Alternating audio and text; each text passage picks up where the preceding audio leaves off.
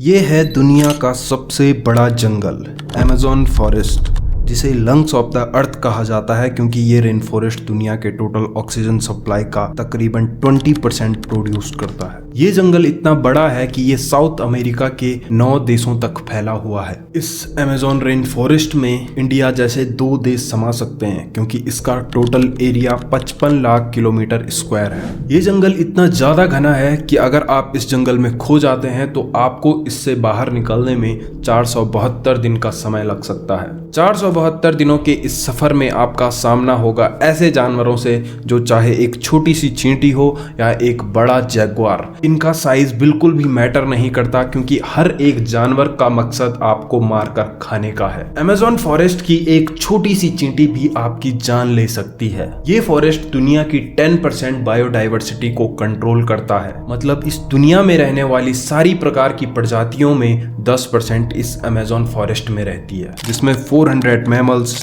1300 plus birds, 378 reptiles और 400 plus एम्बिफियंस, 3000 plus fish और 25 लाख से भी ज्यादा प्रजातियों के इंसेक्ट यानी कीड़े मकोड़े पाए जाते हैं। इसी के साथ इस जंगल में 16,000 से भी ज्यादा प्रजातियों के 390 बिलियन पेड़ पाए जाते हैं। इस वीडियो में आप दुनिया के सबसे बड़े और सबसे घने जंगल अमेज़न रेन फॉरेस्ट के बारे में कुछ दिलचस्प बातें जानेंगे। हेलो दोस्तों, मेरा नाम है विकास बिष्ट और स्वागत है आपका इस वीडियो में। दोस्तों, वैसे तो इस पर्टिकुलर जंगल का क्षेत्रफल 55 लाख किलोमीटर स्क्वायर है, लेकिन अगर आप इसके चारों ओर का एक चक्कर लगाते हैं तो ये दूरी आपको इतनी लगेगी जितनी दूरी में आप मुंबई से दिल्ली 7 बार जा सकते हो। इस जंगल को अमेज़न रेन फॉरेस्ट इसलिए कहा जाता है क्योंकि साल के लगभग हर हफ्तों में यहाँ बारिश होती है। यहाँ बारिश होने का सबसे बड़ा कारण यहाँ के पेड़ है, जिनकी हाइट लगभग एवरेज 30 to 20 मीटर्स है। जब भी इस जंगल में बारिश होती है तो बारिश के पानी को नीचे जमीन पर पहुंचने में तकरीबन 10 मिनट का समय लगता है, क्योंकि बारिश के पानी को पेड़ों की लाखों पत्तियों और शाखाओं से होकर नीचे आना पड़ता है। मतलब अगर बारिश हो भी रही है तो जमीन पर रहने वाले किसी जीव को इसका पता 10 मिनट बाद चलेगा, क्योंकि ये जंगल इतना ज्यादा घना है। इसी घनेपन की वजह से इस जंगल में रहने वाले कई जीव अपनी पूरी जिंदगी भर सूरज की रोशनी को नहीं देख पाते हैं, क्योंकि इसके लंबे और घने पेड़ सूरज की रोशनी को भी जमीन पर नहीं आने देते हैं। यहाँ होने वाली कंटिन्यूअस बारिश और यहाँ से प्राप्त होने वाली शुद्ध हवा की वजह से ही यहाँ काफी सारे जानवर रहते हैं। यहाँ रहने वाले हर एक जानवर के सर्वाइवल चांसेस उनकी किस्मत पर डिपेंड करते हैं, क्योंकि पलक झपकते ही यहाँ रहने वाले छोटे से छोटे जानवर भी एक दूसरे की जानें ले लेते हैं। अगर यहाँ बहने वाली नदी में आप एक मछली हो तो एक मगरमच्छ आपको खा सकता है, और अगर आप एक मगरमच्छ हो तो यहाँ रहने वाला जैगुआर आपका शिकार कर सकता है, और अगर आप एक जैगुआर हो तो यहाँ रहने वाले ग्रीन एनाकोंडास आपको पलक झपकते ही निगल सकते हैं। और अगर आप यहाँ रहने वाले एक ग्रीन एनाकोंडा हो जिसका आकार 7 से 10 मीटर तक लंबा होता है तो एक बुलेट आंट के एक डंक से ही आपकी जान जा सकती है। जानवरों, पेड़ों और पक्षियों में से कई प्रजातियां ऐसी भी इस रेन फॉरेस्ट में पाई जाती है जो दुनिया के किसी भी कोने में नहीं पाई जाती है। वो प्रजातियां सिर्फ इसी पर्टिकुलर जंगल में पाई जाती है। जरा सोच के देखिए इस बात को, दुनिया में रहने वाली प्रजातियों की 10% प्रजातियां इस जंगल में पाई जाती है। तो क्या एक अकेला आदमी इस जंगल में सरवाइव कर सकता है?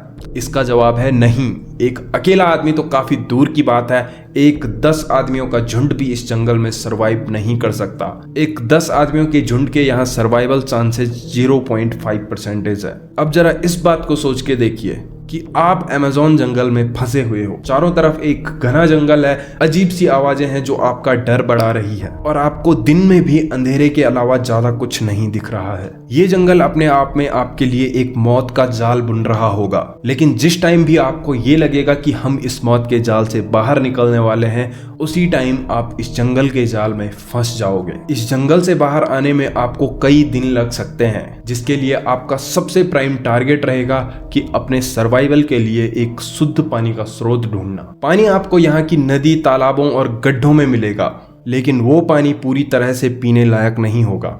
यहाँ की नदियों में बहने वाला पानी कॉन्टेमिनेटेड होता है, जिसको पीने के बाद आप बीमार पड़ सकते हो। मतलब अगर आपने इस पानी को पिया भी है तो आपके सर्वाइवल चांसेस सिर्फ 5 दिन तक रहेंगे। इसके बाद आपको खाना ढूंढने में प्रॉब्लम आएगी, क्योंकि आपको फ्रूट्स तो दिखेंगे, लेकिन अगर आपको पता नहीं होगा कि मुझे कौन से फ्रूट्स खाने चाहिए, कौन से जहरीले हैं और कौन से जहरीले नहीं, तो आपकी इससे जान जा सकती है। क्योंकि यहाँ के पेड़ पौधों पर लगने वाले फ्रूट्स में से भी 75% फ्रूट्स जहरीले होते हैं। जंगल के हर कदम पर आपको जंगली जानवरों से खतरा होगा, क्योंकि यहाँ पाए जाने वाले जैगुआर और ग्रीन एनाकोंडा आपको रास्तों में मिल सकते हैं, जो पलक झपकते ही आपको अपना शिकार बना सकते हैं। इतना ही नहीं, यहाँ पाए जाने वाले इंसेक्ट्स से भी आपको खतरा होगा, जो एक कट मात्र से ही आपके शरीर में जहर फैला सकते हैं। किसी तरीके से अगर आप इन सारी चीजों से बच जाते हो तो ये जंगल आपको साइकोलॉजी डैमेज करने लगेगा। मतलब ये जंगल आपको सिर्फ फिजिकली नहीं बल्कि मेंटली भी डैमेज करने की कोशिश करेगा, और शायद इस जंगल से आप जीत नहीं पाओगे और आपकी जान चली जाएगी। अमेज़न फॉरेस्ट में बस जानवर ही नहीं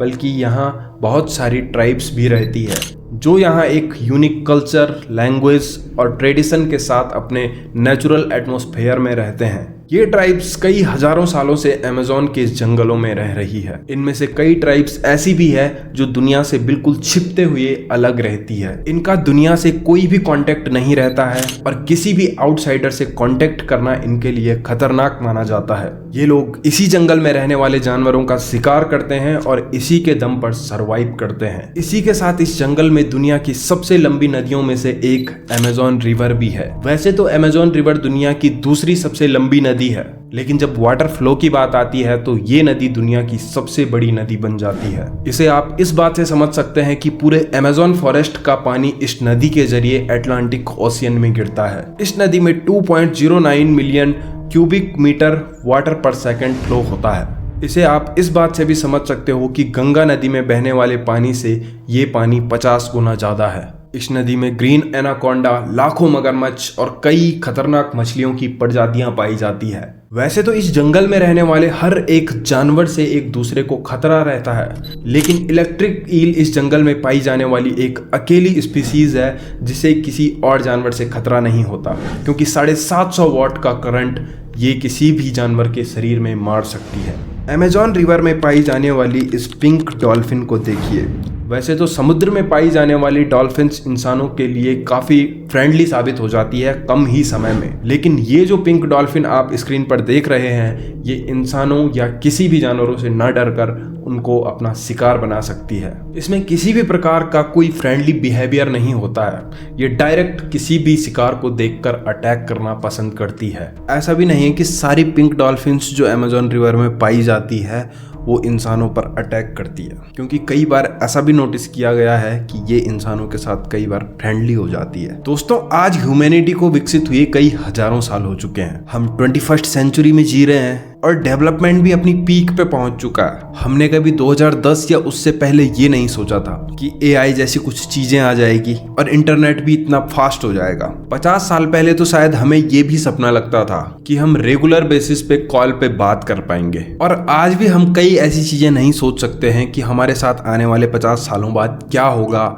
हमारे लिए वो वक्त काटना कितना आसान होगा या कितना कठिन होगा। लेकिन जरा अब इस बात को सोच के देखिए, इंसानों को 2 ग्रुप्स में बांट दिया गया है। मतलब इंसानों में से कुछ लोग या एक कम्युनिटी बाकियों से अलग हो जाते हैं। पृथ्वी पे एक ऐसी शील्ड है जिसे पार नहीं किया जा सकता। इसका मतलब ये है कि उस शील्ड की एक साइड की चीजें दूसरी साइड नहीं जा सकती है और दूसरी साइड की चीजें पहली तरफ नहीं आ सकती है। एक तरफ वो लोग हैं जो जनसंख्या में भी ज्यादा है और उन्होंने अपने लिए अपनी जरूरतों का सामान बना लिया है, लाइक घर बना लिए हैं, अपने लिए टेक्नोलॉजीज का यूज करने लगे हैं और अपने ट्रैवलिंग के लिए गाड़ियां यूज कर रहे हैं। मतलब वो मॉडर्न जमाने की जितनी भी टेक्नोलॉजीज है उनको यूज कर रहे हैं। लेकिन दूसरी तरफ एक ऐसी कम्युनिटी है जो अब भी उसी तरीके का जीवन जी रही है जैसा जीवन पाषाण काल या उसके 100 सालों बाद इंसानों ने जिया होगा। आप में से कई लोगों ने ऐसा सोच भी लिया होगा और आप में से कई लोगों को ऐसा लग भी गया होगा कि ऐसा होना तो असंभव है, लेकिन ये सच है।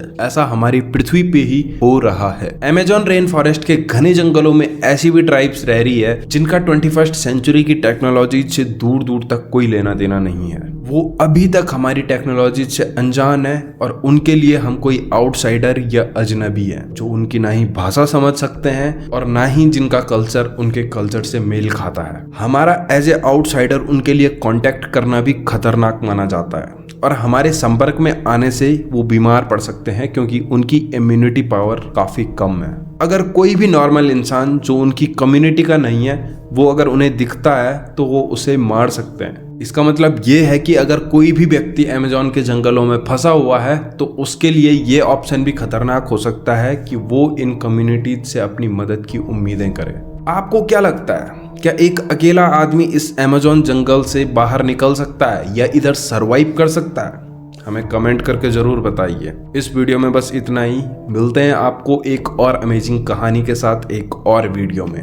तब तक के लिए इस वीडियो को लाइक जरूर करना, अगर चैनल पे नए हो तो सब्सक्राइब जरूर करना, क्योंकि आपका हर एक लाइक और चैनल पे सब्सक्राइब हमारे लिए काफ़ी मैटर करता है। Thank you so much.